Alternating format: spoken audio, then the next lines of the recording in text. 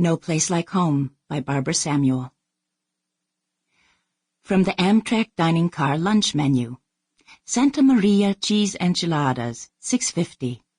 Monterey Jack and cheddar cheeses rolled up with scallions, then topped with tomatillo sauce and served with black beans and Spanish rice. Chapter 1. The April I was 13, I went to sleep a good Catholic schoolgirl and woke up the next morning burning.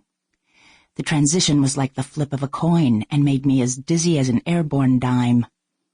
I was sick for days with it, drunk on the new green of globe willow leaves against the slate of a heavy spring sky, feeling the itch down my spine and the sides of my legs from the seams of my clothes, eating gluttonously of every lasagna, every olive, every bowl of cream I could put my hands on. A cat crawled into my lap, and I petted him for hours. A cat I had known all of my life, and I ached with the incredible softness of his long fur, the astonishing sound of a purr. My mother said it was puberty. It would pass. More than 25 years later, the great cosmic hand flipped the coin again. I went to bed a woman of the world, and awakened the next morning desperately homesick for the world of the girl I'd left behind.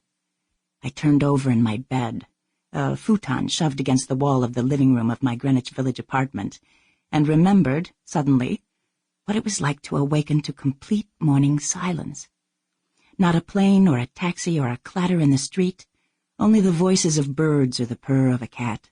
I stared at the square of obstructed sky I could see above the curtains, and remembered a bowl of sky stretched hard from the yellow elm-pierced east to the dark jagged blue of mountains to the west.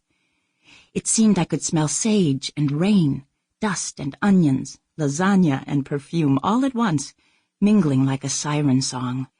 That day, a registered letter came from Passananti, Corsi, and Cerniglia, attorneys at law, and I opened it to discover that my Aunt Sylvia, 90 years old, had passed away and left me her house and all the lands that went with it. It was so precipitous. I knew my grandmother must have been very, very busy lighting candles to every saint on her list for a special intervention. St. Jude, oh he of hopeless causes, and certainly Magdalena, who would understand fallen women so very well. It would not have surprised me if it had been Sylvia herself who'd brought all that homesickness to me, sitting on my bed in mischievous, ghostly humor, taking care of one last thing before she went on to meet her husband, Antonio. Truth was, though, I had probably known that going home was the only answer. My best friend Sample complete. Ready to continue?